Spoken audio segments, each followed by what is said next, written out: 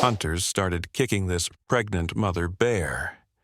What this human baby did put everyone in tears. Let us know where you're watching from. The golden rays of the setting sun filtered through the ancient pines, casting long shadows across the forest floor.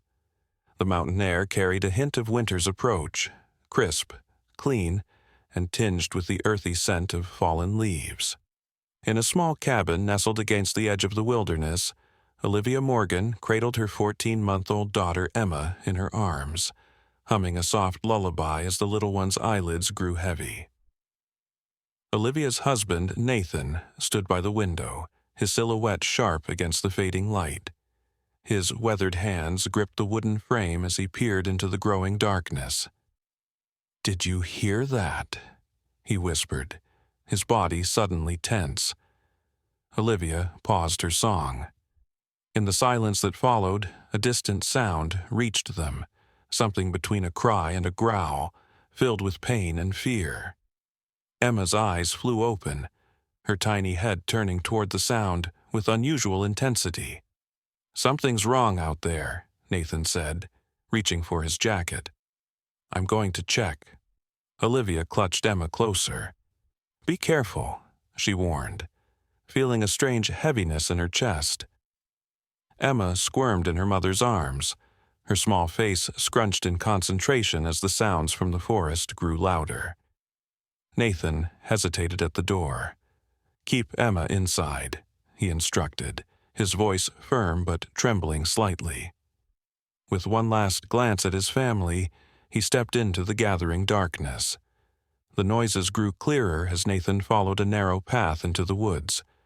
Harsh voices, punctuated by laughter, echoed between the trees. As he crept closer, staying hidden behind a thick trunk, the scene before him turned his blood cold. 5 men surrounded a large brown bear. The animal was clearly pregnant, her swollen belly heaving with each labored breath. One of the men, tall and broad-shouldered with a red cap pulled low over his eyes, delivered a vicious kick to the bear's side. The animal stumbled, releasing a heart-wrenching moan that seemed almost human in its suffering. "That's for killing my dog last spring," the man snarled, his boot drawing back for another blow.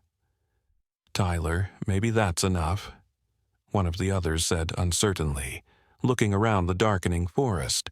"She's pregnant."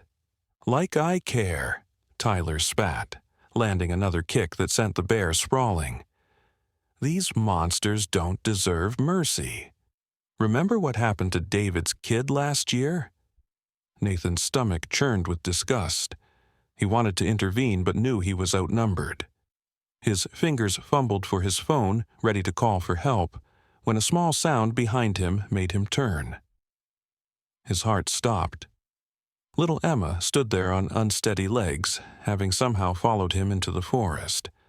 Her tiny face was solemn, her eyes reflecting the fading light as she stared past her father at the scene ahead. "Emma, no!" Nathan whispered urgently, reaching for his daughter. But Emma, normally so obedient, dodged his grasp with surprising agility and toddled toward the clearing where the hunters still surrounded the wounded bear. Nathan lunged after her, but he was too late. Emma had already stepped into full view, her small figure drawing the immediate attention of the 5 men. The forest fell into a sudden, breathless silence. The bear, lying on her side, raised her massive head weakly, her dark eyes focusing on the tiny human approaching her. "Get that kid out of here," Tyler shouted, his face paling as Emma continued her determined approach. Nathan stood frozen, terror paralyzing him as his baby daughter wobbled toward a wounded predator capable of killing her with a single swipe. Yet something in the bear's gaze, something like recognition or perhaps resignation, kept him from rushing forward. Emma reached the bear and did something that would haunt everyone present for the rest of their lives. She placed her tiny hand on the bear's muzzle and patted it gently, the way she did with their family dog. Then, with a soft coo that carried clearly in the silence, she leaned forward and pressed her forehead against the bear's. Tears sprang to Nathan's eyes as he watched the massive creature's response. The bear didn't move, didn't growl. She simply closed her eyes as if accepting this strange comfort from the smallest, most innocent being in the forest. The man in the red cap lowered his boot slowly, his face contorted with conflicting emotions. The others stood completely still, their expression shifting from fear to confusion to something else, something that looked remarkably like shame. And as the first stars appeared in the darkening sky above the silent forest, something extraordinary began to unfold, something that would change everyone involved in ways they could never have imagined. Tyler's hands trembled as he took a step back, his eyes never leaving the small child and the wounded bear. "This is insane," he muttered, his voice cracking. "Someone grab the kid before that monster attacks." But Emma showed no fear. Her tiny fingers gently stroked the bear's thick fur, her innocent babbling echoing in the hushed clearing. The bear's breathing had steadied, her pain-filled eyes now watching the child with what could only be described as wonder. Nathan found his voice at last. "Emma," he called softly, taking a cautious step forward. "Come to Daddy, sweetheart." Emma turned to look at her father, her face illuminated by moonlight that had begun filtering through the trees. Tears streaked her chubby cheeks, but there was determination in her eyes that seemed impossibly mature for a child so young. "She's crying," one of the hunters whispered, lowering his rifle. "Look at her face." Indeed, silent tears flowed down Emma's face as she turned back to the injured bear, her small hand now patting the animal's swollen belly. It was as if she understood the life growing within, the vulnerability, the need for protection. "I've never seen anything like this," another hunter said, his voice thick with emotion. He was younger than the others, barely out of his teens. "It's like she knows the bear is going to be a mother." Tyler shifted uncomfortably, memories flooding back unbidden. His wife's pregnancy, the anticipation, the nursery they'd painted together in soft yellows and greens, the tiny clothes they'd folded with such care, and then the devastating stillbirth that had hollowed him out, leaving nothing but rage and bitterness where joy had once lived. "It doesn't change what these animals are," Tyler insisted, but his voice lacked conviction. "That bear killed pets, threatened people. They don't belong this close to homes." As if sensing his weakening resolve, the bear tried to rise, collapsing with a painful grunt that made Emma jump. The child's face crumpled, and she let out a wail that pierced the night air, her tiny hands flailing in distress. Olivia appeared at the edge of the clearing then, her heart nearly stopping at the sight of her baby beside the massive predator. "Emma!" she cried, starting forward only to be restrained by Nathan's quick arm around her waist. "Wait," he whispered urgently. "Just wait. Something's happening here." Emma's cries had taken on a rhythm, almost like she was scolding the hunters. She pointed her small finger directly at Tyler, her face fierce through her tears. Then she turned and wrapped her arms as far as they would go around the bear's neck in a protective embrace. The youngest hunter suddenly dropped to his knees, his rifle falling forgotten to the forest floor. "I can't do this," he choked out. "Look at them. Just look." In the silence that followed, they all heard it, a soft rumble from deep within the bear's chest. Not a growl of warning, but something gentler. She was purring, a sound these men had never heard from a bear before. Emma's cries subsided to hiccups as she pressed her face against the bear's fur. The moonlight strengthened, casting the strange tableau in silver light. The tiny human defending the massive predator, two mothers watching from the edge of the clearing with fear and wonder in their eyes, and 5 men whose certainties were crumbling with each passing moment. Tyler's face contorted with inner conflict. His hand moved to his belt, where a hunting knife gleamed in the moonlight. For one terrible moment, Nathan thought the man might try to finish what he'd started. Instead, Tyler pulled out a small worn photograph from his pocket. In the faint light, Nathan could just make out the image of a newborn, wrapped in a hospital blanket.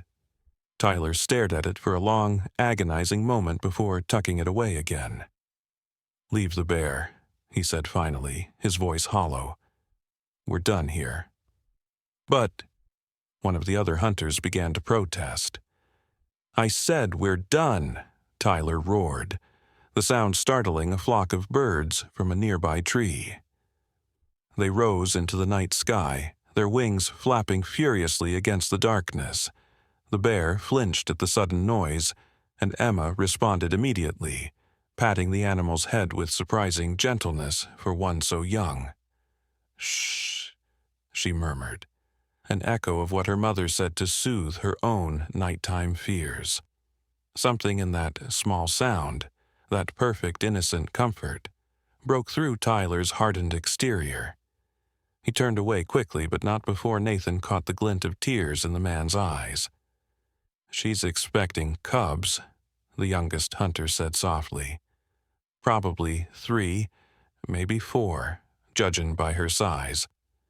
Tyler nodded stiffly, still facing away from the group. "We'll call the wildlife service in the morning. They can relocate her somewhere safer away from people." His shoulders slumped as he added, almost inaudibly, "Away from me." Olivia stepped forward cautiously, her maternal instincts warring with her fear. "Emma, honey," she called softly.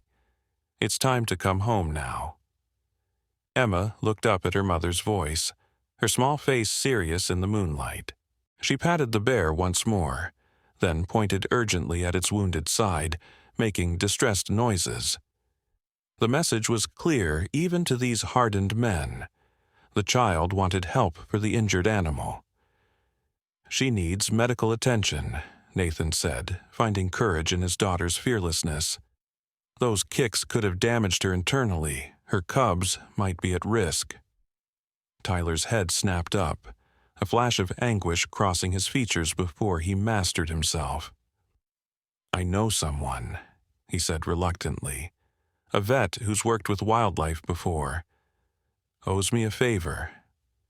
As if understanding that help was being offered, the bear's eyes, intelligent and focused despite her pain, moved from Emma to the hunters and back again.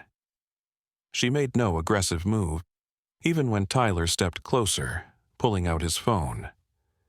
"Dr. Reeves, it's Tyler Blackwood," he said when someone answered. "I need you out at Morgan Ridge. Got a pregnant bear that's been—" He paused, shame coloring his voice. "Injured. Badly." While Tyler spoke urgently into the phone, Emma finally allowed her father to approach and lift her into his arms. But she kept her eyes on the bear, reaching back toward the animal even as Nathan carried her to safety. "She knew," Olivia whispered, tears streaming down her face as she embraced her husband and child. Somehow, she knew that bear needed help. The younger hunter had removed his jacket and was carefully approaching the bear, murmuring softly, "Easy now, Mama. Help's coming." With slow, deliberate movements, he draped the jacket over the bear's exposed wound, applying gentle pressure to stop the bleeding. To everyone's amazement, the bear allowed this, her eyes never leaving Emma, who watched the proceedings with solemn intensity from her father's arms.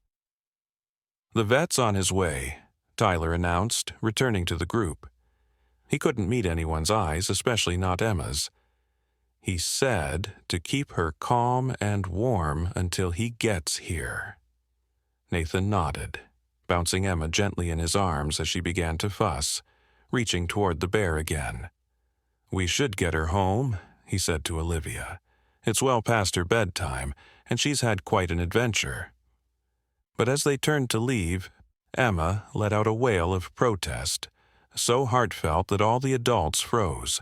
Her little face crumpled in distress, arms stretching desperately toward the injured bear. "I think," Olivia said hesitantly, "I think she wants to stay until the vet comes." "That's ridiculous," one of the hunters scoffed. "She's just a baby. She doesn't understand what's happening." But Tyler, still avoiding everyone's gaze, said quietly, "Let her stay. We'll build a fire, keep everyone warm until Reeves gets here."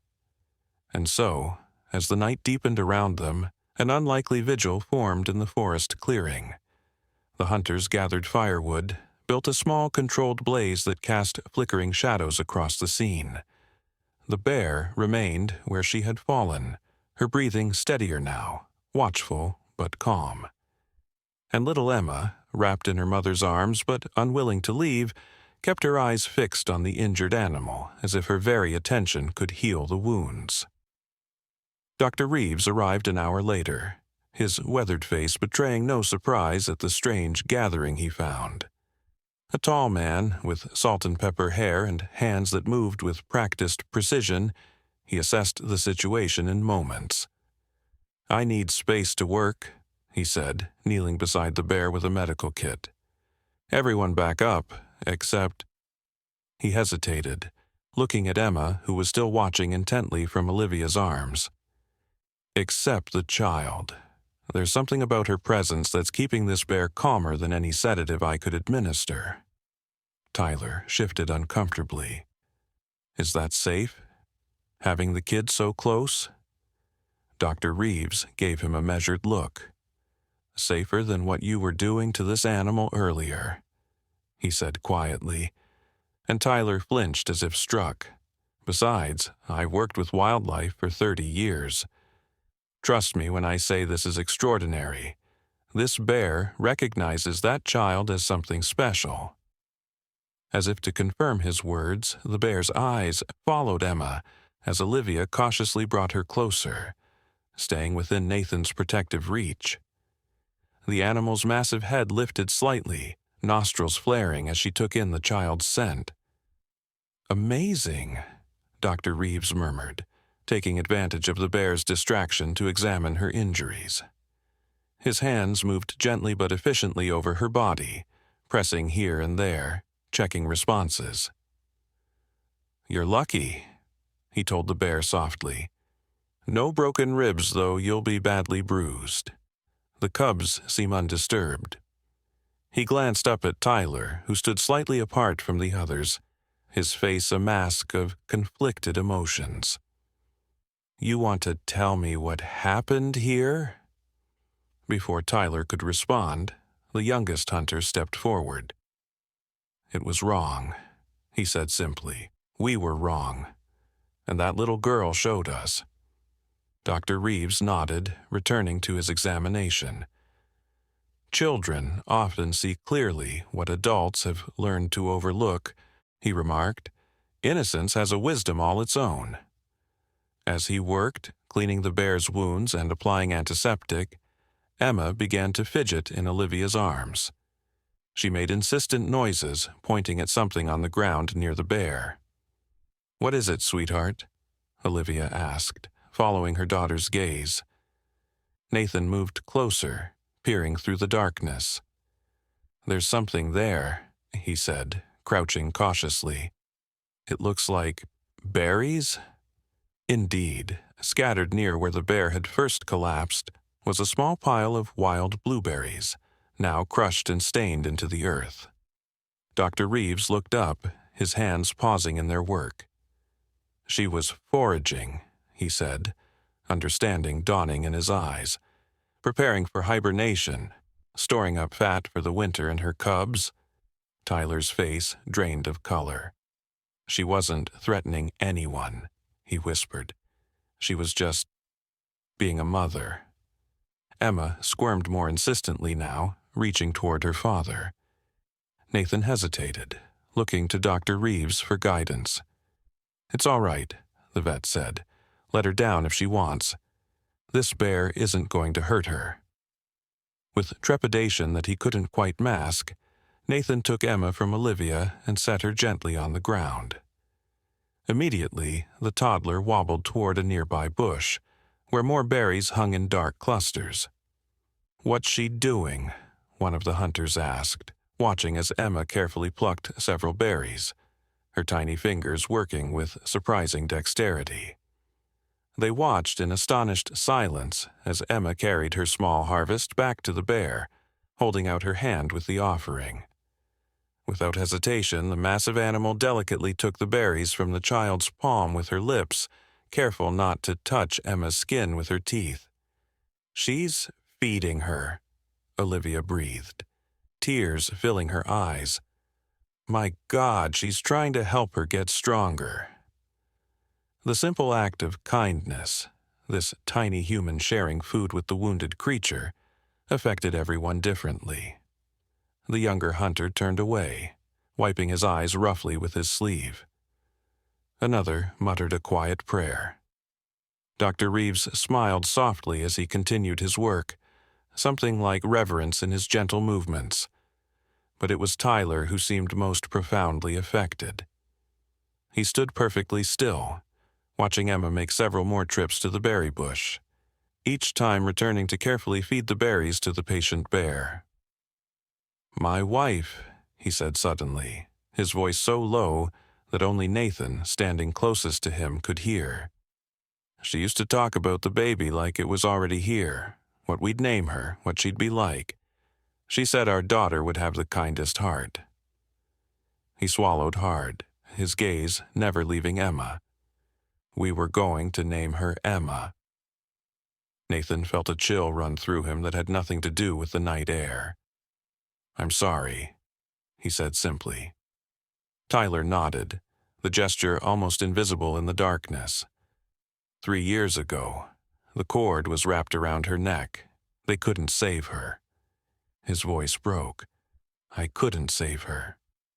As if sensing his pain, Emma suddenly turned from the bear and looked directly at Tyler. Her berry-stained fingers reached toward him, her expression solemn in the firelight. "I think she wants you to help," Nathan said softly. Tyler hesitated. Then slowly, as if approaching something infinitely fragile, he knelt beside Emma.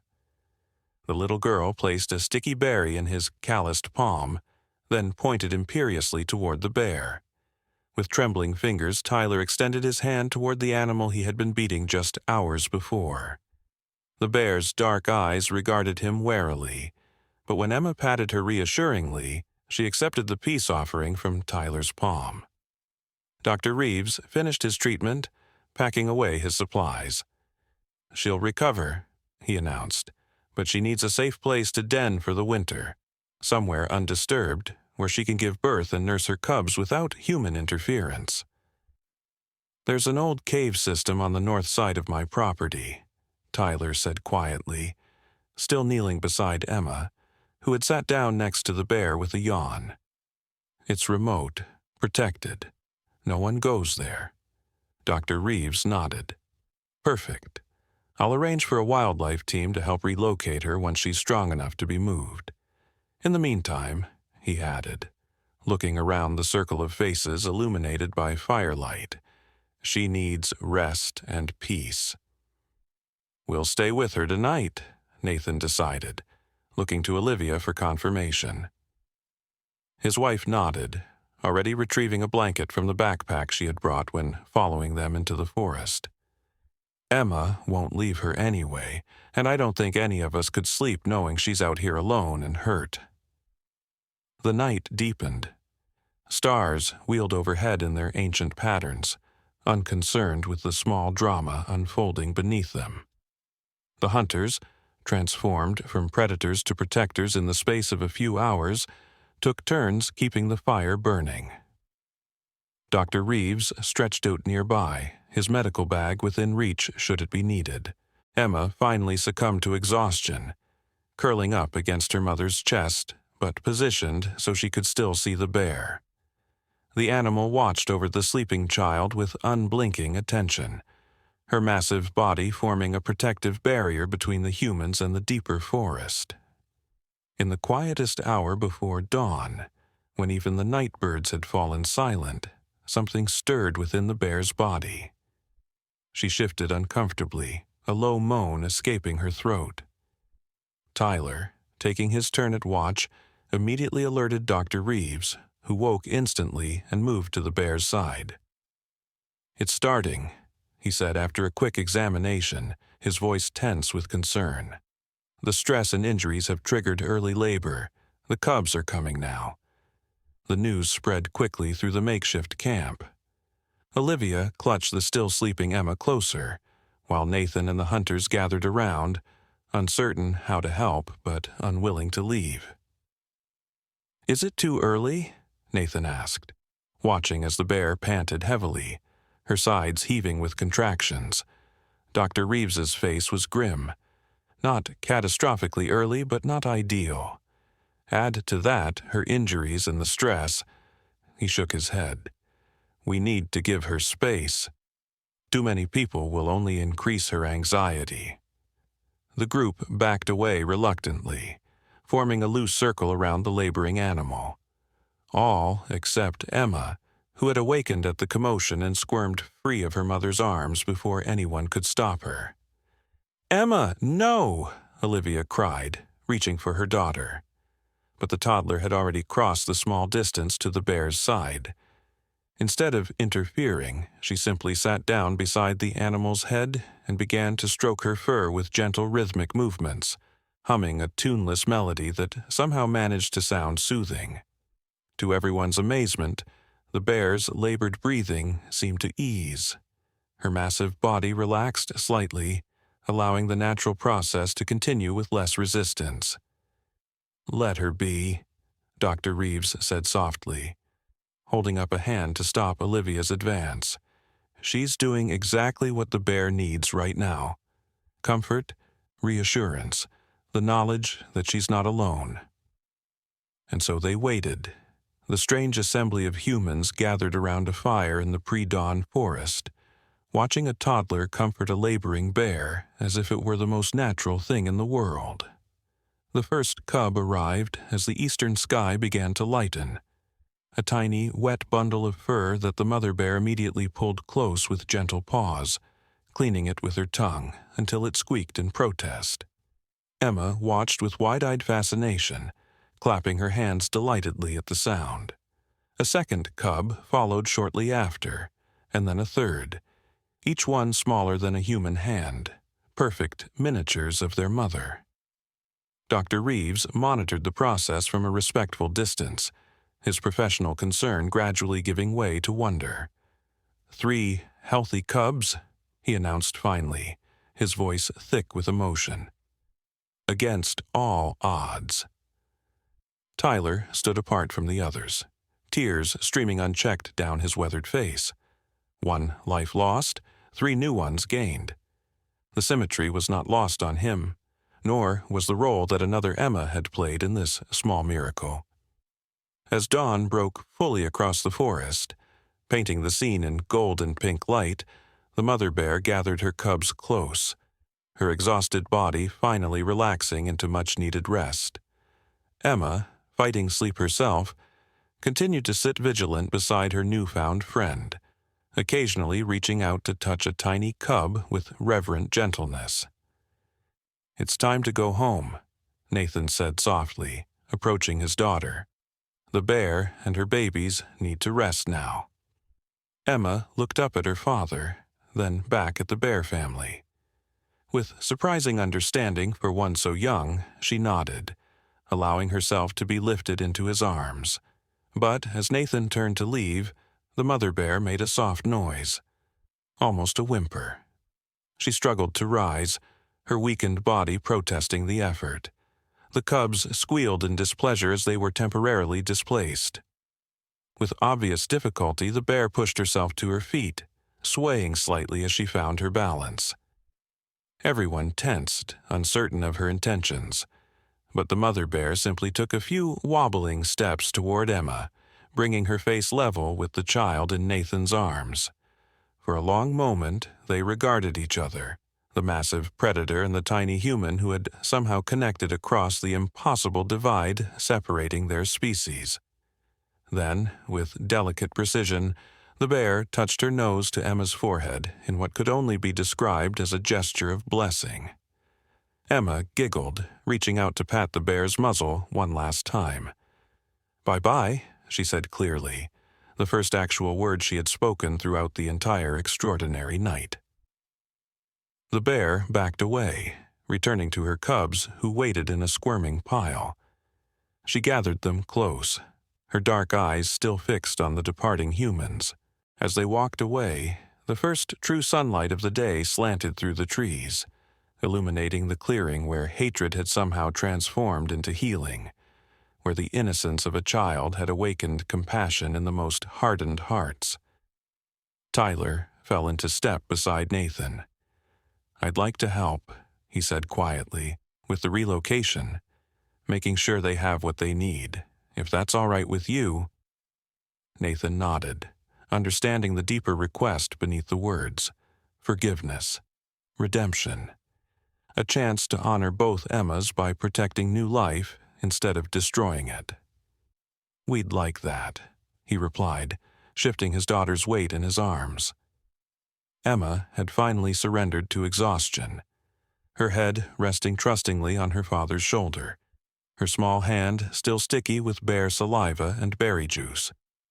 Behind them, in the new day's light, the mother bear curled protectively around her cubs, her wounds beginning to heal, her future suddenly more secure than it had been when the sun last set. And above them all, the ancient forest stood witness to what had transpired beneath its branches, a reminder that sometimes the greatest wisdom comes from those who have lived the shortest time, and the deepest healing begins with the smallest hands. 6 months passed. Winter released its icy grip on the mountains, giving way to a spring that seemed more vibrant than any in recent memory. The forest floor erupted with wildflowers in shades of purple, yellow, and white. Birds returned from their southern sojourns, filling the air with songs of homecoming and renewal. In the small cabin at the edge of the wilderness, Emma had changed too. No longer a toddler who communicated primarily through gestures and babbling, she now spoke in short sentences that both delighted and sometimes startled her parents with their insight. "Bear babies okay?" she would ask nearly every morning, peering out the window toward the distant hills where the cave system lay hidden among ancient pines. On this particular morning, warm for early May, with sunshine streaming through new leaves, Nathan picked up his daughter and settled her on his hip. "Let's find out, shall we? Tyler's coming today for our monthly check." Since that extraordinary night, Tyler Blackwood had undergone a transformation that astonished everyone who knew him. Once known as the most ruthless hunter in 3 counties, he had become something of a local conservation advocate. The cave system on his property had been officially declared a wildlife sanctuary, with Tyler himself serving as its most dedicated guardian. Olivia joined them on the porch, carrying a basket filled with food. "I made extra sandwiches," she said, her eyes crinkling with amusement. "Tyler always acts like he's not hungry, then eats enough for 3 men. Nathan laughed, bouncing Emma slightly. "That's because your cooking is the best in the valley, and you know it." As if summoned by their conversation, a familiar truck appeared at the end of the long driveway, dust billowing behind it as it made its way toward the cabin. Emma squealed with excitement, wriggling to be put down so she could run to greet their visitor. "Careful," Nathan called as she scampered down the steps, her small legs carrying her with impressive speed toward the approaching vehicle. Tyler barely had time to step out of his truck before Emma collided with his legs, wrapping her arms around them in a hug that might have toppled a less sturdy man. His weathered face broke into a smile that erased years of hardness, making him look almost boyish despite the new strands of gray in his dark hair. "There's my little bear whisperer," he said, sweeping Emma up into a practiced motion. "Ready for our adventure today?" Emma nodded enthusiastically, already reaching for the binoculars that hung around Tyler's neck, a birthday gift from Nathan and Olivia that had become her favorite possession during these monthly excursions. "Dr. Reeves is meeting us up there," Tyler informed the adults as they approached. "Says he wants to tag the cubs before they get too big to handle safely. Wants to track their movements as they grow." "Will that hurt them?" Olivia asked, concern furrowing her brow as she handed Tyler a thermos of coffee. Tyler shook his head, taking a grateful sip of the steaming liquid. "Nah, they'll barely notice. Quick little tag behind the ear, similar to what folks do with their pets. It's important for research, helps the conservation team understand how bears move through these mountains, where they den, their feeding patterns." Emma, meanwhile, had grown impatient with adult conversation. "Go now," she insisted, tugging at Tyler's jacket. "See bear babies." The adults exchanged amused glances. "Can't argue with that logic," Nathan said, gathering their supplies. "Let's head out while the weather's good." The hike to the sanctuary took nearly 2 hours, following a path that wound gradually upward through increasingly dense forest. Emma alternated between walking independently, holding her parents' hands, and riding on her father's shoulders when the terrain grew too challenging for her short legs. Throughout the journey, Tyler pointed out signs of wildlife that would have been invisible to untrained eyes. A tuft of fur caught on a bramble, the distinctive scrape marks of antlers against a tree trunk, droppings that told stories of what animals had recently passed this way. Emma absorbed it all with rapt attention, her expanding vocabulary peppered with new terms like scat and forage and territory. They were about half a mile from the cave system when Tyler suddenly stopped, holding up a hand for silence. His body tensed, head tilting slightly as he listened to something beyond the normal forest sounds. "What is it?" Nathan whispered, instinctively pulling Emma closer. Tyler's face darkened. Voices, several of them, coming from the direction of the sanctuary. He glanced at Emma, then back at Nathan and Olivia, clearly debating whether to continue. "Bad people?" Emma asked, picking up on the adult's tension with the uncanny perception of children. "Don't know yet, sweetheart," Tyler answered honestly. "But we're going to find out. Nathan, maybe you and Olivia should take Emma back down." "No," Emma protested immediately, her small face set in a stubborn expression that her parents knew all too well. "Help bears." Nathan and Olivia exchanged a look of silent communication born from years of partnership. "We stay together," Nathan decided, his voice brooking no argument. "But Emma rides on my shoulders, and if there's any hint of danger, we retreat immediately." Tyler nodded, his expression grim as he reached into his pack and removed a small case.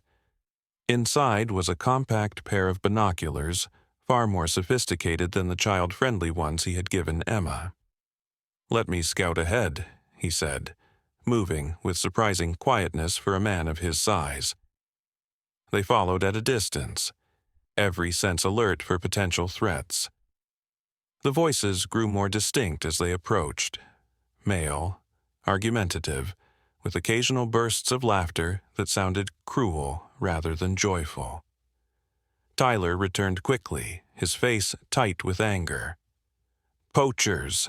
He spat the word like a curse. 3 of them. "They've set up cameras near the den entrance, probably planning to track the bear family's movements so they can—" He glanced at Emma and left the sentence unfinished. "But that's illegal," Olivia protested, her voice hushed. "The sanctuary is protected land." "Some people don't care about laws," Tyler replied grimly. "They care about how much money they can get for bear parts on the black market, or about trophies for their walls. His hands clenched into fists at his sides. I've called the game warden, but it'll be at least an hour before they can get here. The mother and cubs could be back from foraging any time. If they return while those men are there. Emma, who had been listening intently from her perch on Nathan's shoulders, suddenly pointed toward a ridge to their left. "Bear!" she exclaimed in an excited whisper. All three adults turned to look. Sure enough, the unmistakable silhouette of the mother bear appeared against the sky, her three cubs tumbling along behind her as she made her way toward the den. She was moving with the unhurried confidence of an animal that believes its home is secure, unaware of the danger waiting for her family. "We have to warn her somehow," Nathan said urgently. "Divert her away from the den until help arrives." Tyler nodded, already calculating distances and angles. "If we circle around to that clearing, we might be able to intercept her path. But we'll have to be careful. Spook her the wrong way, and she might charge. Or we could deal with the poachers directly," Nathan suggested, a hardness entering his voice that surprised both Tyler and Olivia. "There are 3 of them, and 3 of us." "4," Emma corrected indignantly from her perch. Despite the tension, Tyler's mouth quirked in a brief smile. 3.5 then, he conceded. "But Nathan, these aren't just weekend hunters out for some illegal thrills. These are professional poachers. They'll be armed, and they won't hesitate to use those weapons if confronted." "So, what do we do?" Olivia asked, unconsciously tightening her grip on the backpack straps. "We can't just let them hurt that family." Emma had grown unusually quiet, her small body rigid with concentration as she watched the Bear family's progress along the ridge. Suddenly, she patted her father's head insistently. "Put down," she demanded. "I have idea." Nathan hesitated, looking to Olivia, who seemed equally uncertain. "Emma, sweetheart, this is dangerous." "Put down," Emma repeated with the implacable determination that only a 2.5-year-old could muster. "Help bears." Something in her expression, the same solemn certainty she had shown on that fateful night, made Nathan carefully lower her to the ground. "Stay right beside us," he instructed firmly. Emma nodded, then pointed to Tyler's pack. "Bear food," she said cryptically. Tyler frowned in confusion before understanding dawned. "The honey," he said, reaching into his backpack to extract a small jar. He had brought it to use as bait for the wildlife cameras he maintained around the sanctuary's perimeter, a harmless way to capture images of the bears without disturbing their natural behaviors. Emma nodded approvingly, then pointed to a spot several hundred yards away from the den entrance, in the opposite direction from where the poachers were stationed. "Put there," she instructed. "Bears go there instead." The adults exchanged amazed glances. "She wants us to lure the bears away from the den," Olivia realized, her voice hushed with wonder. "Create a distraction." "It could work," Tyler admitted, studying the terrain with a professional eye. "If we place enough attractants in that clearing, the mother might decide to feed her cubs there before returning to the den. By then, the wardens should arrive." They moved quickly, following Emma's surprisingly strategic directions. Tyler placed the honey jar in a prominent location, opened to release its sweet scent into the air. Nathan gathered several handfuls of berries from nearby bushes, scattering them around the clearing to enhance the attraction. Olivia, meanwhile, kept watch on both the poacher's position and the bear's progress. Emma supervised it all with an air of authority that would have been comical in any other circumstance. When the preparations were complete, she looked up at Tyler expectantly. "Now, call Bear," she said, as if this were the most obvious next step. Tyler blinked in surprise. "Call the bear?" "Emma, I don't know how to—" "Like this," Emma said matter-of-factly. And before any of the adults could stop her, she cupped her hands around her mouth and made a sound. Not quite a word, not quite an animal call, but something uniquely her own. A sound that somehow conveyed welcome and warning simultaneously. The effect was immediate and astonishing. The mother bear, still several hundred yards away, froze in her tracks. Her massive head swung toward them, nostrils flaring as she tested the air.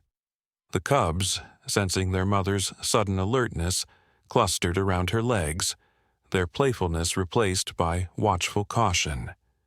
Emma made the sound again. Softer this time, more coaxing. Then she pointed deliberately toward the clearing where they had placed the attractants.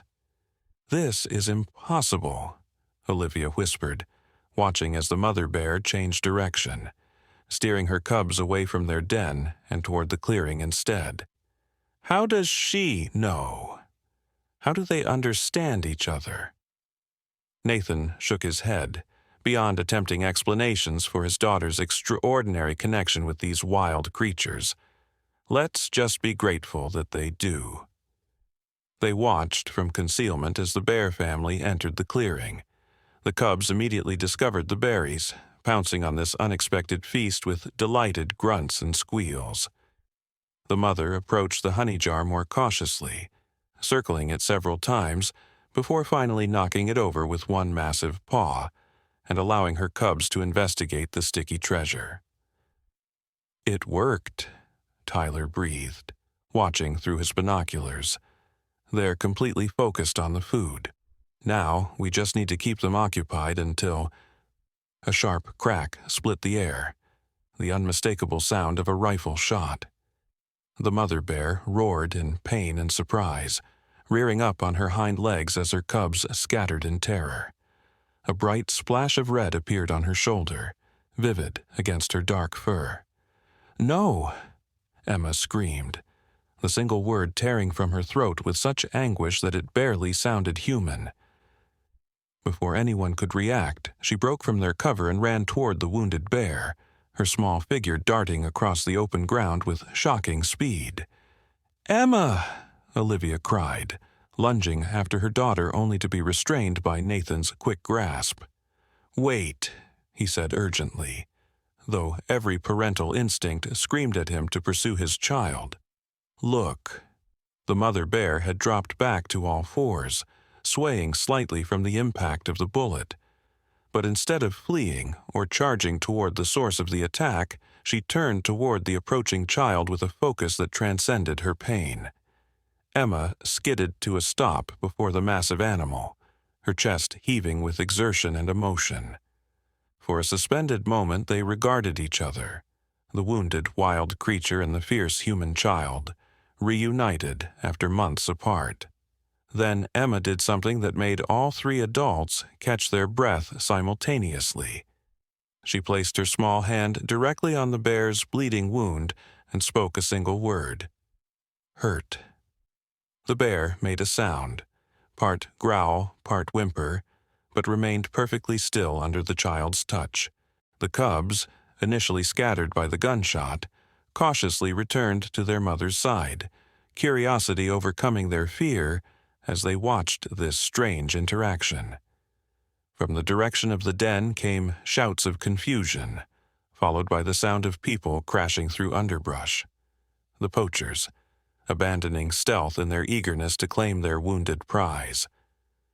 Tyler cursed under his breath, already moving. "Nathan, get Emma and Olivia out of here," he ordered, drawing a hunting knife from his belt, his only weapon. "I'll try to hold them off until the wardens arrive." But Nathan was already following his daughter, his face set in lines of determination that matched her own. "We'll handle this together," he called back. "All of us." The poachers burst into the clearing. 3 men with hard faces and expensive gear that marked them as professionals in their illegal trade. They stopped short at the tableau before them. A wounded mother bear standing protectively over her cubs, a small child with her hand pressed to the animal's bleeding shoulder, and 2 adults approaching with expressions that promised consequences. "What the hell?"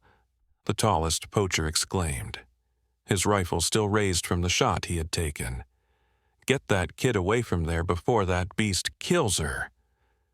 "The only beasts in this clearing are the ones on two legs," Tyler said coldly, positioning himself between the armed men and the bear family. "This is a protected sanctuary. You've just committed a federal offense." The lead poacher's face darkened with anger. "We don't recognize your sanctuary," he spat. "These mountains belong to hunters long before tree huggers like you started interfering." He gestured with his rifle toward the bear. "That's a prime specimen worth thousands on the market. Step aside, or you'll regret it." Emma, meanwhile, had not moved from the bear's side. Her small hand remained pressed against the wound, her face a study in concentration as she whispered words too soft for anyone but the injured animal to hear. Olivia had reached her husband's side, her earlier fear replaced by a mother's fierce protectiveness. "The game wardens are on their way," she said clearly, meeting the poacher's hostile stares without flinching. "You have about 15 minutes to disappear before they arrive. I suggest you use them wisely." The youngest of the three poachers shifted uncomfortably, his gaze darting between his companions and the strange scene before him. "Maybe we should go, Rick," he muttered. "This is getting weird. That kid with the bear, it ain't natural." "Shut up," the leader, Rick, snapped, but a flicker of unease crossed his features as he watched Emma interact with the wounded bear. "It's just a coincidence. The animal's probably in shock from the bullet." He raised his rifle again, sighting along the barrel. "One more shot will finish it, then we grab the cubs and go." "No," Emma said, the single word carrying across the clearing with surprising force. She turned to face the poachers fully, her small face solemn in the dappled forest light. "No, hurt bear." Something about her voice, the absolute certainty it contained, made all three men hesitate. It was not the voice of a frightened child, but something older, wiser, as if some ancient power spoke through her innocent form. The mother bear, still bleeding, but seemingly strengthened by Emma's touch, moved to stand slightly in front of the child, not threatening, but protective. Her cubs clustered behind them both, creating a tableau that blurred the boundaries between species in a way that challenged everything the poachers thought they understood about the natural world. "This is crazy," the third poacher muttered, lowering his weapon slightly. "I don't want any part of shooting a kid, Rick."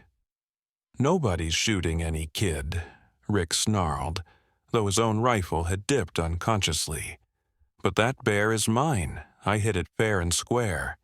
"Nothing fair about ambushing a mother and her children," Nathan countered, taking a deliberate step forward. "Nothing square about poaching on protected land." The standoff might have escalated further if not for a sound that cut through the tension like a knife. The distinctive whoop of a police siren, followed by the crackle of radios. The game wardens had arrived, and from the sound of it, they had brought reinforcements.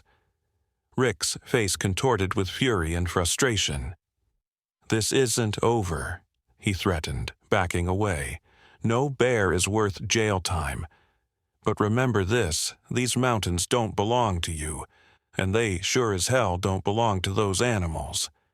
"You're wrong," Emma said clearly, still standing beside the wounded bear. "Mountains belong to everyone, bears too." The poachers disappeared into the forest just as uniformed officers began to converge on the clearing from multiple directions. Dr. Reeves was among them, medical kit in hand, his face registering shock and then professional focus as he took in the wounded bear and the child standing beside her. "Emma," he called softly, approaching with careful steps. "I need to help your friend now. Can you ask her to let me come closer?" Emma nodded solemnly, then turned to the bear and made that same peculiar sound, part call, part word, that she had used earlier. The mother bear's massive head swung toward her, then toward the approaching veterinarian. She huffed once, heavily, then sank to a sitting position as if recognizing that help had arrived. The next hour passed in a blur of activity.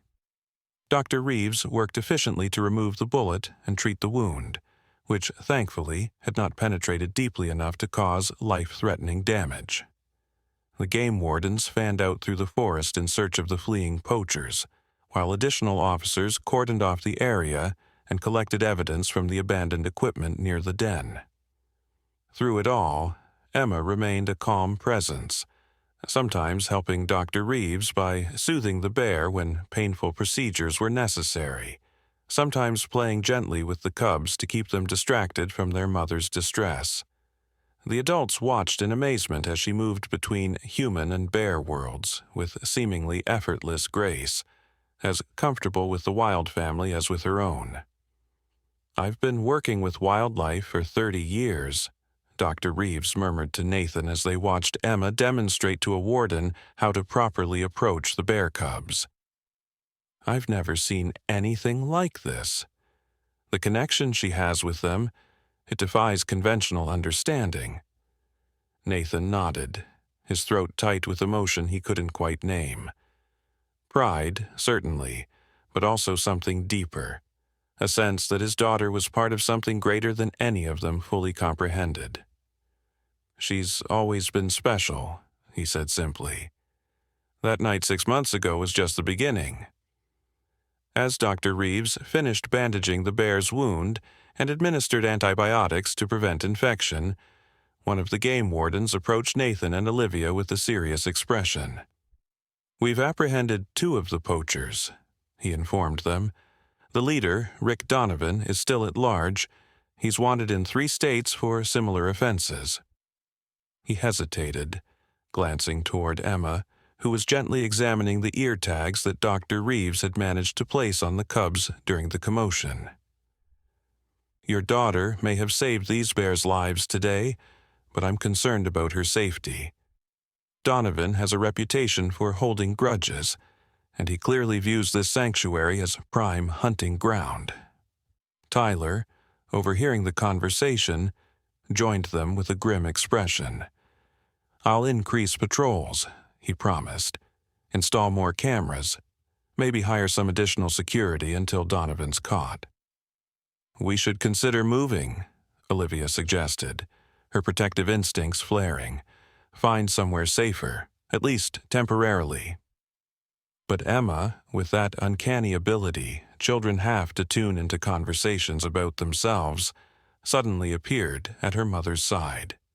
"No leave," she said firmly, taking Olivia's hand in her small one.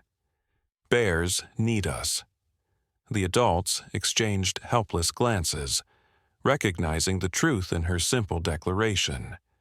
The bond that had formed that extraordinary night 6 months ago had only strengthened with time.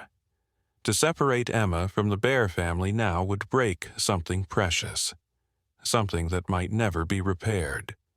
"We'll figure it out," Nathan decided, lifting Emma into his arms, "together, as a family."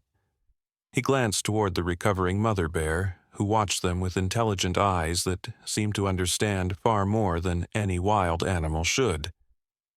"All of us." As if in answer, the mother bear made a soft, chuffing sound. She rose unsteadily to her feet, her wound bandaged but clearly still painful, and approached the humans with slow, deliberate steps. The game wardens tensed, hands moving instinctively toward their weapons, but Dr. Reeves waved them back. "It's all right," he assured them. "She's not threatening anyone." The bear stopped a few feet away from Nathan and Emma, her massive head level with the child in her father's arms. For a long moment, they regarded each other in silence. The child who had saved her life twice now, and the wild creature who had somehow recognized the extraordinary soul housed in this small human form. Then, with the same delicate precision she had shown 6 months earlier, the bear extended her muzzle and touched her nose gently to Emma's outstretched hand. Not quite a kiss, not quite a pledge, but something that transcended both. A connection that bridged the ancient divide between human and animal worlds. "Friends," Emma said softly, a smile of pure joy illuminating her face. "Forever friends." As if understanding and affirming this simple truth, the bear rumbled deep in her chest. A sound not of threat but of agreement, of acceptance, of solidarity that needed no human language to express its meaning. And in that moment, witnessed by game wardens and scientists, parents and protectors, something shifted in the forest around them. Some subtle rebalancing of an ancient relationship long fallen into disrepair.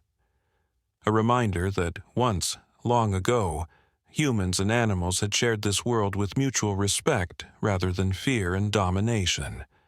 A reminder that perhaps, through the wisdom of a child, they could learn to do so again. The seasons turned. Summer blazed across the mountains in a riot of green and gold, giving way to a fall that painted the forest in flames of red and orange. Winter followed with its crystalline beauty, blanketing the sanctuary in pristine snow that muffled all sound, except the occasional haunting call of wolves in the distance. Through it all, the bond between Emma and the bear family only deepened. Dr. Reeves, initially skeptical that such a connection could last, had eventually become its most dedicated chronicler. His scientific papers about the relationship, carefully anonymized to protect Emma's identity, had sparked intense debate in wildlife conservation circles. Some dismissed his observations as anthropomorphism.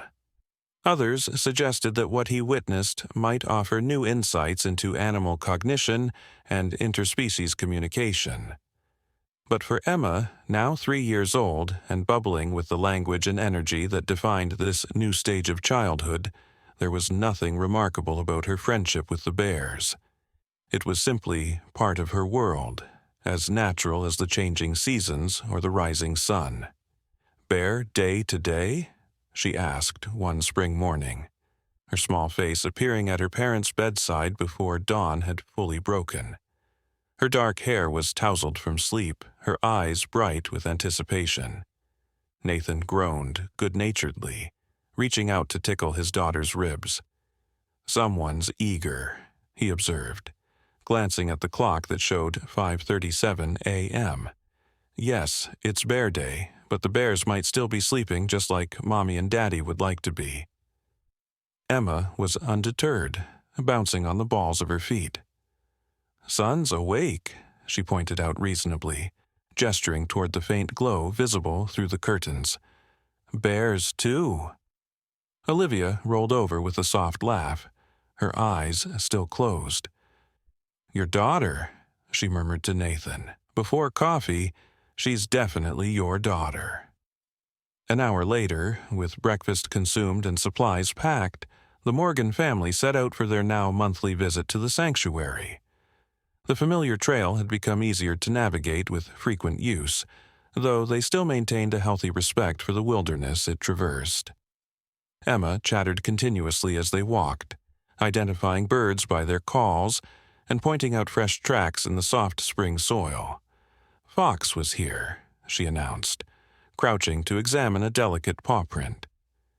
"Chasing rabbit." Her fingers traced the air above a second set of tracks that disappeared into a thicket. Nathan and Olivia exchanged one of their many looks of quiet amazement. Emma's awareness of the forest and its inhabitants had developed far beyond what seemed normal for a child her age. Dr. Reeves had suggested that her unusual bond with the bears might have somehow awakened or enhanced her sensitivity to the natural world in general. "There's a name for it in some indigenous cultures," he had explained during one of his visits to document Emma's interactions with the bear family.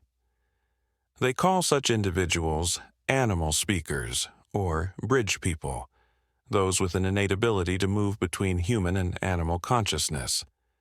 Most Western science dismisses the concept as folklore, but he had gestured toward Emma, who was sitting peacefully beside the massive mother bear, examining a pine cone while the bear's cubs wrestled nearby. I'm finding it increasingly difficult to dismiss what I'm seeing with my own eyes. They reached the ridge overlooking the sanctuary around mid-morning. Tyler was already there, binoculars trained on the distant cave entrance that had become the Bear family's permanent home. He lowered them as the Morgans approached, his weathered face breaking into a smile at the sight of Emma running ahead of her parents. "There's my favorite wilderness guide," he greeted her, catching her as she launched herself toward him. "Ready for some bear watching?"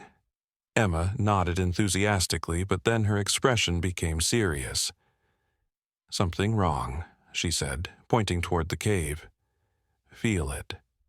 Tyler's smile faded. Over the past year, he had learned to trust Emma's intuitions about the bears. Her ability to sense their moods, their needs, and even potential threats to their safety had been demonstrated too many times to ignore. "What kind of wrong, Emma?" he asked, setting her down gently and crouching to her level.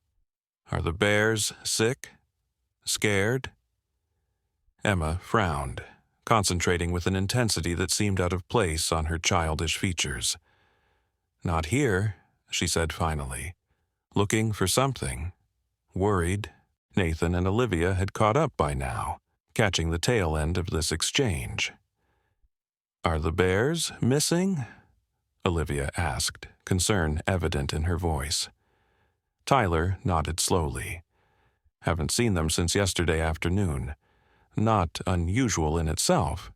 They often range quite far for food, especially now that the cubs are yearlings and more independent, but—" He hesitated, not wanting to alarm the family unnecessarily. "What is it, Tyler?" Nathan pressed, recognizing the other man's reticence. Tyler sighed, running a hand through his graying hair. "There have been reports of poaching activity again. Different group this time, operating out of the next county. Game wardens found snares last week about 5 miles east of here." "And you think the bears might have wandered into that area?" Olivia asked, automatically reaching for Emma's hand. "It's possible," Tyler admitted. "The mother is smart, but she wouldn't recognize a well-disguised snare or trap." He glanced at Emma, who was staring intently toward the eastern horizon, her small face set in lines of concentration. "What do you think, Emma? Where did your friends go?" Instead of answering directly, Emma tugged at her mother's hand. "Need to go that way," she said, pointing east with absolute certainty. "They need help." The adults exchanged concerned glances.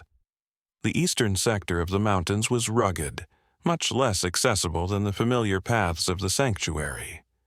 If the bears had indeed wandered into potential danger there, following them would not be without risk. "It's at least a 3-hour hike to where those snares were found," Tyler cautioned. "Rough country, too. Maybe we should call Dr. Reeves, get some of the wildlife team out here with proper equipment." But Emma had already begun walking purposefully in the direction she had indicated, her stride remarkably steady for a 3-year-old navigating uneven terrain. "No time," she said without looking back. "Cubs scared." Nathan caught up to his daughter in 3 long strides, swinging her into his arms despite her protests. "Hold on, wilderness girl," he said firmly. "We're not heading into unknown territory without a plan." Emma's face crumpled in frustration, tears threatening. "But Daddy—" "I know you want to help your friends," Nathan said gently, brushing a strand of hair from her forehead. "And we will. But we need to be smart about it, okay? That means proper equipment, enough water, and letting someone know where we're going." Tyler was already pulling out his satellite phone, a necessary precaution in areas where cell service was non-existent. "I'll alert the sanctuary team," he said, punching in numbers. "See if we can get aerial support to scan the eastern quadrant." While the adults made hasty preparations for an extended hike, Emma stood with uncharacteristic stillness, her gaze fixed on the distant ridgeline, as if she could see through the miles of forest to whatever lay beyond. When she finally spoke, her voice carried an eerie certainty that made all three adults pause. "Men with guns," she said quietly. "2 cubs in cage, Mama Bear fighting." A chill ran through Nathan that had nothing to do with the spring breeze. He exchanged a look with Olivia, whose face had paled. They had grown accustomed to Emma's unusual connection with the Bear family, her seemingly intuitive understanding of their movements and needs. But this specific vision of events happening miles away, ventured into territory that challenged even their expanded definition of normal. Tyler, less fazed by the metaphysical implications, was already checking his rifle. "If she's right, we don't have time to wait for backup," he said grimly. "Those poachers won't hesitate to kill the mother if she's threatening them, especially if they've already captured the cubs." "And if she's not right?" Olivia asked, though her tone suggested she already knew the answer. "If this is just a 3-year-old's imagination?" Tyler's expression softened slightly. "Then we have a long hike for nothing," he said. "But in the year I've known your daughter, Olivia, I've never seen her wrong about those bears. Not once." Decision made, they set out eastward at the fastest pace manageable with a young child. Nathan carried Emma for the more difficult stretches, but she insisted on walking whenever the terrain allowed, setting a determined pace that belied her small stature. She moved with the absolute confidence of someone following an invisible but undeniable signal. As they hiked, Tyler filled them in on what he knew about the new poaching operation. "They're targeting cubs primarily," he explained in a low voice, pitching his words to carry to Nathan and Olivia, but not to Emma, who walked slightly ahead. "Black market for exotic pets. Rich collectors in Asia and the Middle East pay upwards of 50,000 for a bear cub. Double that if they're rare or unusual in some way, like cubs that have been raised partly wild, partly habituated to humans," Nathan asked grimly, thinking of the unique upbringing the Bear family had experienced under their protection. Tyler nodded. "Exactly. If word about our special bears has leaked somehow." He left the sentence unfinished, the implications clear enough. They had been hiking for nearly 2 hours when Emma suddenly stopped, holding up a small hand in a gesture so imperious it would have been comical in any other circumstance. "Listen," she whispered. The adults froze, straining to hear whatever had caught Emma's attention. At first, there was only the normal symphony of forest sounds, wind through branches, birds calling, the distant gurgle of a stream. Then, faintly but unmistakably, came a sound that raised the hair on the back of Nathan's neck, the distressed bawl of a bear cub, followed by the sharp report of a rifle.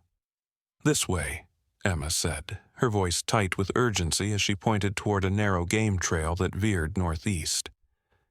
"Hurry!" Tyler took the lead now, rifle at the ready as they moved as quickly and quietly as possible through increasingly dense undergrowth. Nathan carried Emma despite her protests, unwilling to risk her racing ahead into potentially lethal danger. Olivia brought up the rear, her face set in lines of determination that matched her daughter's. The sounds grew clearer as they approached, men's voices, the metallic clang of equipment, and the continued distressed cries of at least one young bear. They dropped to a crouch as they neared the edge of a small clearing, where the disturbing scene confirmed Emma's vision with chilling accuracy. A crude camp had been established in the clearing. 2 off-road vehicles were parked at one end, loaded with various equipment including, most disturbingly, a large metal cage containing 2 bear cubs. The yearlings were nearly the size of adult dogs now, their black fur distinctive even at a distance. They paced their confinement in obvious distress, occasionally rising on hind legs to paw at the bars. 3 men moved about the camp with the casual confidence of those who believed themselves unobserved. 2 were loading equipment into one of the vehicles, while the third, a tall figure with a distinctive limp, stood guard with a rifle slung across his body. "Rick Donovan," Tyler whispered, recognition and hatred mingling in his voice, "the one who got away last time." But it was the 4th figure that drew their horrified attention. The mother bear lay on her side at the edge of the clearing, dark blood matting the fur of her flank. She was still alive. They could see the labored rise and fall of her massive chest, but clearly severely wounded and unable to rise. Emma made a small broken sound of distress, burying her face against Nathan's shoulder. "They hurt her," she whispered, her voice muffled by his jacket. "They took her babies." "We need to call for backup," Olivia said urgently, her hand already reaching for the satellite phone in Tyler's pack. "There are 4 of us, 1 a child, and 3 armed poachers. We can't just charge in there." "By the time help arrives, they'll be gone," Tyler countered, his gaze fixed on the wounded bear. "And she'll be dead. They've shot her, but they're letting her suffer. Probably planning to take her pelt once they've finished loading the cubs." Nathan's arms tightened around Emma, his mind racing through scenarios, each more desperate than the last. As a father, his every instinct screamed to retreat, to protect his child from danger. But as he looked at the wounded bear, the creature that had transformed from potential threat to almost family over the past year, he felt an answering pull of responsibility that couldn't be denied.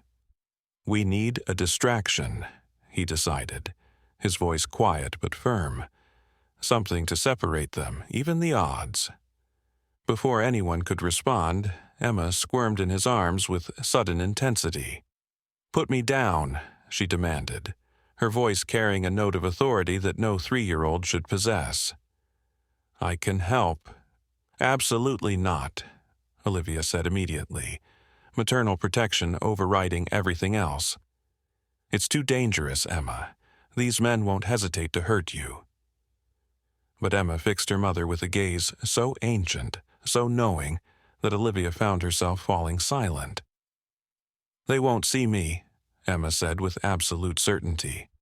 "Bears need me now. Trust me, Mommy."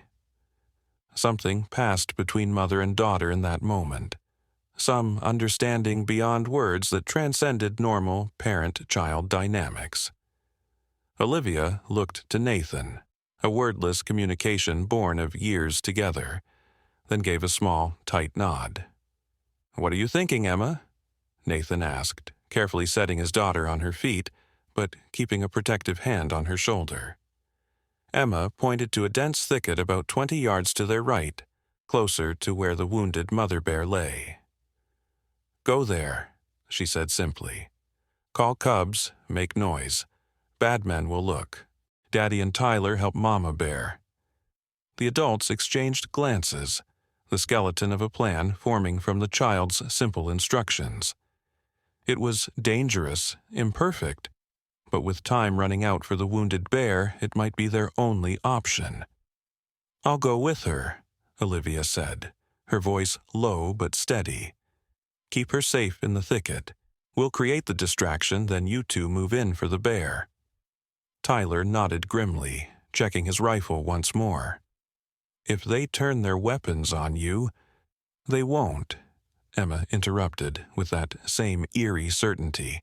"Cubs will help too."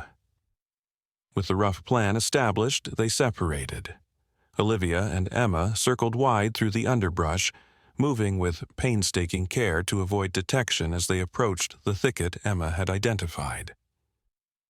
Nathan and Tyler remained in position, watching the poachers' movements and waiting for the signal.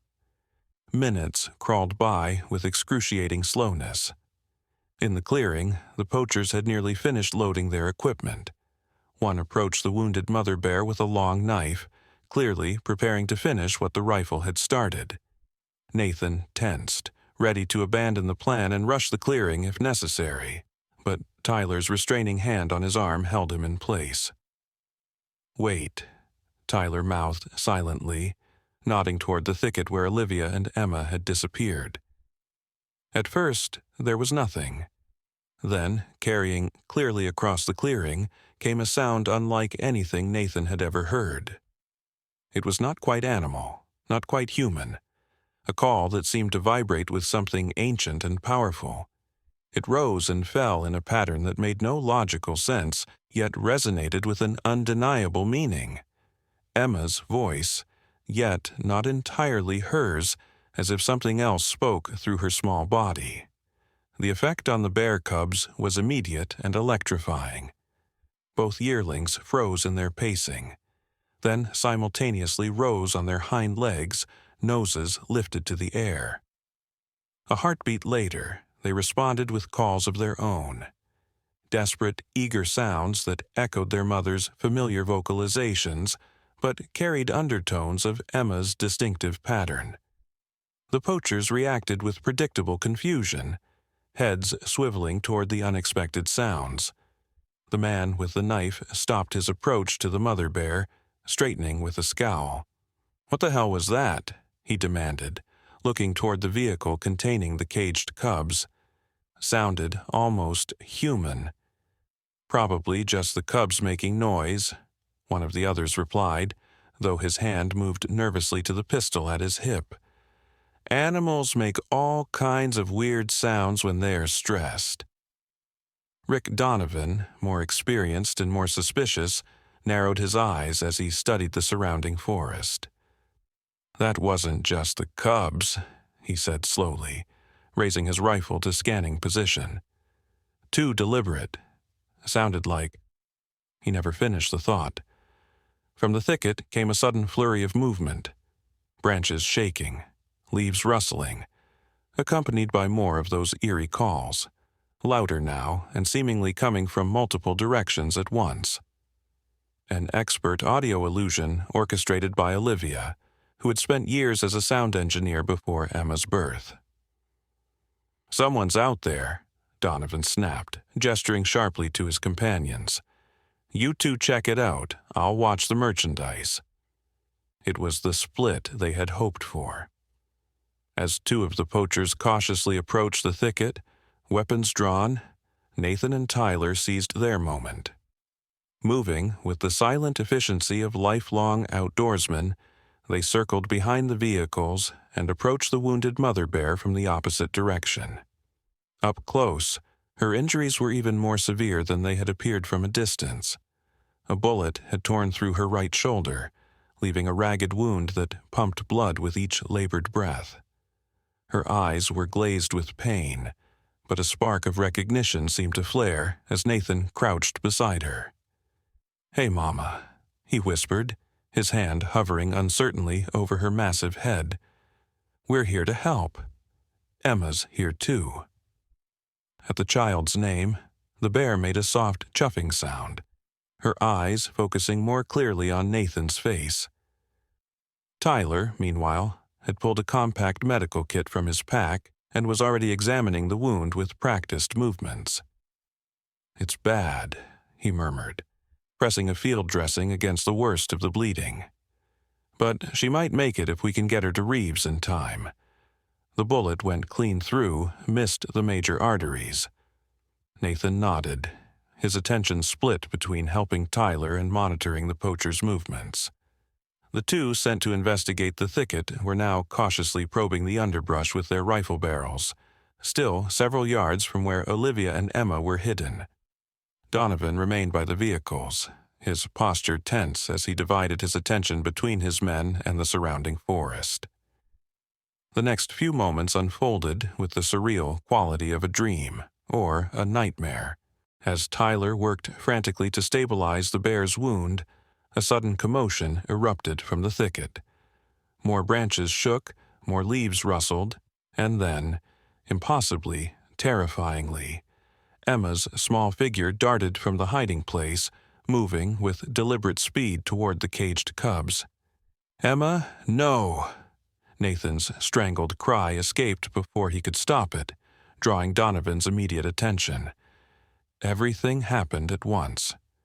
Donovan swung his rifle toward the sound of Nathan's voice, while his companions turned in confusion from the thicket. Olivia burst from cover, running desperately after her daughter. Tyler abandoned the bear's wound to raise his own weapon, seeking to provide covering fire without risking the child or her mother. And through it all, Emma moved with uncanny purpose, as if guided by some force beyond her 3-year-old understanding. She reached the cage containing the cubs, her small fingers working at the latch with surprising dexterity. "Get away from there, kid," Donovan shouted, torn between targeting the newly discovered adults and stopping whatever the child was attempting. But it was too late.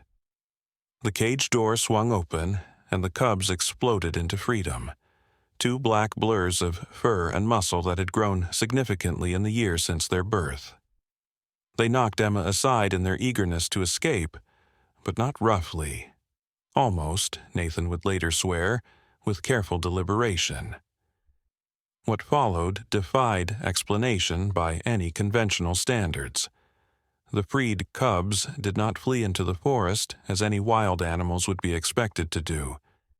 Instead, they charged directly at the poachers, moving with coordinated precision that seemed impossible for year-old bears. One barreled into the legs of the nearest man, sending him crashing to the ground with a startled cry. The other leapt with surprising agility onto the hood of the nearest vehicle, then sprang toward Donovan himself, jaws snapping at the rifle in his hands. "Shoot them!" Donovan screamed, struggling to bring his weapon to bear as the young bear harried him with hit-and-run attacks. "Kill the damn things!" But his companions were dealing with their own ursine attackers, and the cubs moved with such erratic speed that clean shots were impossible. In the confusion, Nathan reached Emma, scooping her into his arms and retreating toward the tree line where Olivia waited, her face white with terror and relief. Tyler, meanwhile, had abandoned all pretense of stealth. He stood openly now, rifle raised and aimed steadily at Donovan. "Drop your weapons!" he shouted. "All of you! You're surrounded!" It was a bluff, but in the chaos of snarling bears and shouting men, it carried enough authority to give the poachers pause. One actually did drop his rifle, raising his hands in surrender as he backed away from the persistent cub that continued to circle him with bared teeth. Donovan, however, was made of sterner, or perhaps more desperate stuff. Catching sight of Emma in Nathan's arms, his face contorted with a hatred born of thwarted plans and the humiliation of their previous encounter. "You," he spat, recognition dawning. "The bear girl. Should have known you'd be behind this." In one fluid motion, he swung his rifle toward Nathan and Emma, finger tensing on the trigger. Time seemed to slow. Nathan turned instinctively to shield his daughter with his body. Tyler shouted a warning, his own weapon tracking toward Donovan but unlikely to fire in time. Olivia screamed, already running toward her family, though the distance was too great to bridge in the seconds that remained. And then, from the edge of the clearing, came a sound that froze the blood in every human heart. The full-throated roar of an adult bear in protective rage. The mother bear, whom they had thought too wounded to move, had somehow found the strength to rise. She stood on 3 legs, her injured shoulder held awkwardly, but her massive head was raised, and her eyes blazed with a fury that transcended her pain. With shocking speed for an animal her size, particularly one so gravely injured, she charged toward Donovan, covering the distance between them in a blur of dark fur and lethal intent. He had just enough time to redirect his rifle, firing once, twice into her advancing form, The bullets struck home. They saw her massive body jerk with the impacts, but they did not slow her. Perhaps it was adrenaline, perhaps maternal instinct, or perhaps something even more inexplicable connected to the child who had twice now saved her family.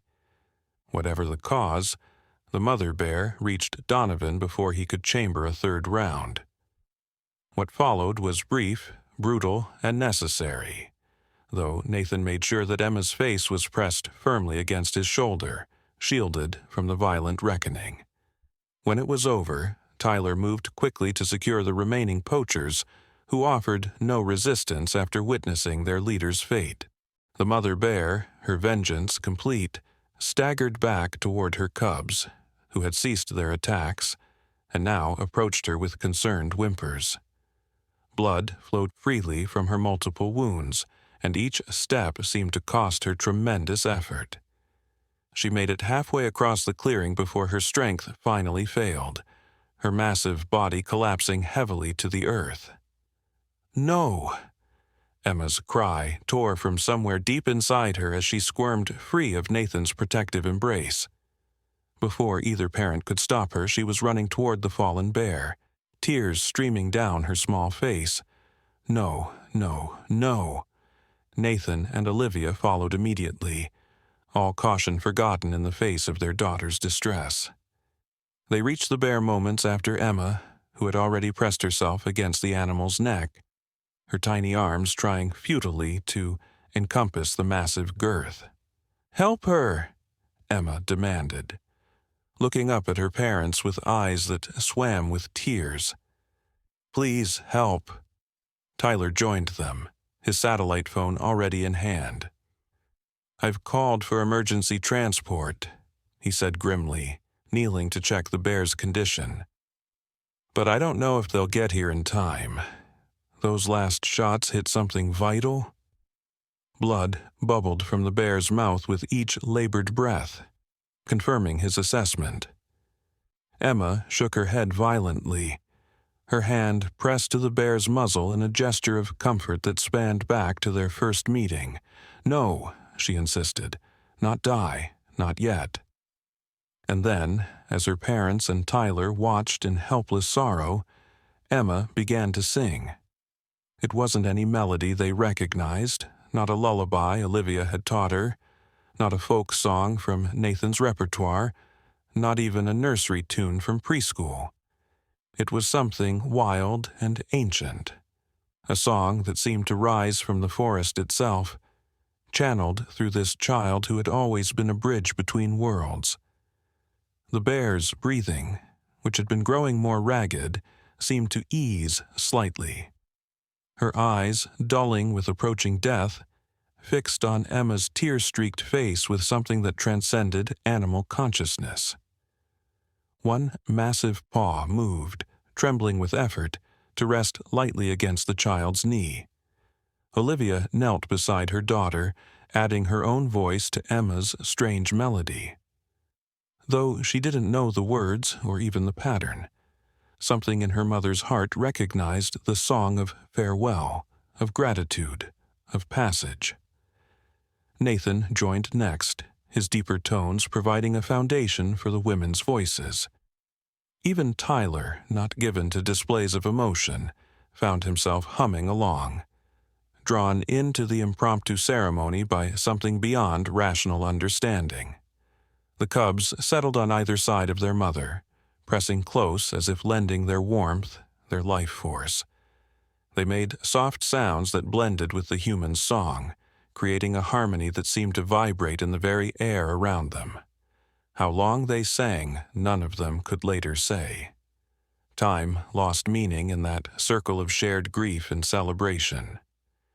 But eventually, with a soft sigh that seemed almost peaceful, the mother bear's breathing stopped.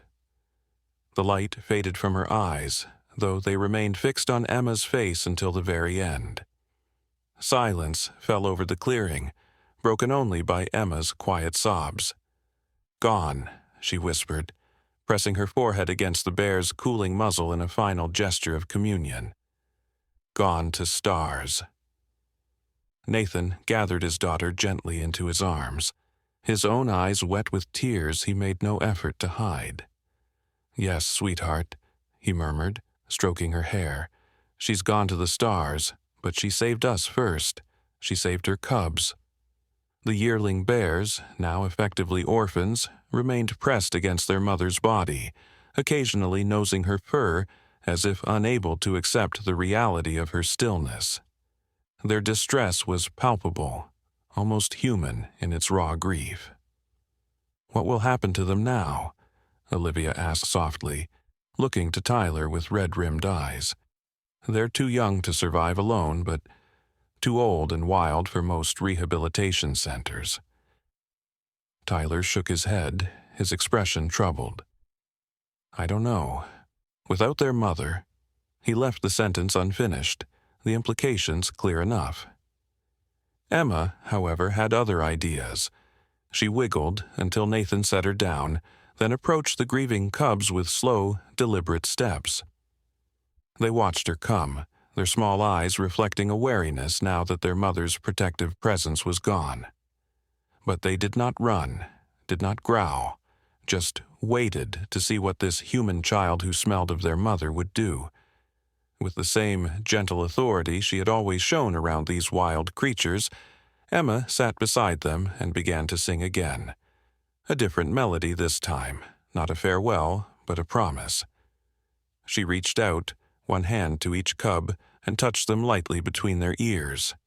"Come home," she said simply when the song ended. "Live with us now." Nathan and Olivia exchanged alarmed glances. Tyler's weathered face creased in thought. "It's not entirely without precedent," he said slowly. "There are cases of orphaned bears being successfully raised in semi-wild conditions, especially when they've already had significant human contact." "But these aren't just cubs anymore," Nathan pointed out, eyeing the yearlings who, though still small for bears, were already the size of large dogs. They're growing into powerful predators. With a unique relationship to humans, specifically to Emma, Tyler countered. "I'm not saying it would be easy or without risk, but after what we've witnessed today," he gestured to the scene around them, the poachers now securely bound and awaiting transport, the mother bear lying in dignity where she had fallen, and Emma sitting calmly between her cubs with a certainty that defied her years. "Can any of us really claim to understand the full extent of what's happening here?" Before either parent could respond, the distinctive sound of helicopter rotors broke the forest stillness. The emergency transport Tyler had summoned was arriving, though too late for the mother bear. Soon, the clearing was filled with uniformed wildlife officers and emergency medical personnel, their efficient movements temporarily displacing the solemn atmosphere that had enveloped the small group. Dr. Reeves arrived with the helicopter, his experienced gaze taking in the situation with professional rapidity. He checked the mother bear briefly, confirming what they already knew, then turned his attention to the cubs, and more particularly to Emma's interaction with them. "Extraordinary," he murmured, observing how the yearlings remained calm despite the chaos of strangers and machinery around them, their attention fixed on the child as if she were their new anchor in a suddenly motherless world. "I've never seen anything quite like this bond." The discussion that followed was intense, multifaceted, involving wildlife authorities, sanctuary officials, and the Morgan family in a debate about the cubs' future that continued long after they had all returned to civilization. Legal questions, practical considerations, safety concerns, all were raised and addressed in exhaustive detail. But throughout it all, one factor remained constant: Emma's unwavering certainty that the cubs belonged with her, and her with them. It was not a child's passing fancy or emotional reaction to trauma. It was a bone-deep knowledge that transcended her years, a connection that defied conventional understanding, but could not be denied by anyone who witnessed it firsthand. In the end, a compromise was reached. A specialized enclosure would be built on the edge of the Morgans' property, connected to the forest beyond by a series of gradually expanding territories that would allow the cubs to develop their natural behaviors while maintaining their unique bond with Emma. Dr. Reeves would oversee their development from a scientific perspective, while Tyler would handle the practical aspects of their care and security. It was unprecedented, unconventional, and not without significant challenges ahead. But as Nathan stood with Olivia at the edge of their property weeks later, watching their daughter sitting calmly between two growing bears who treated her with a gentleness that defied their wild nature, he felt a sense of rightness that transcended all logical objections. "Do you think this is what she was born for?" Olivia asked softly, leaning against her husband's shoulder as Emma taught the cubs a game involving pine cones and much gentle batting of paws. This connection? This bridge between worlds? Nathan considered the question seriously, as he had many times since that first extraordinary night in the forest. "I don't know," he admitted finally. "But I do know this.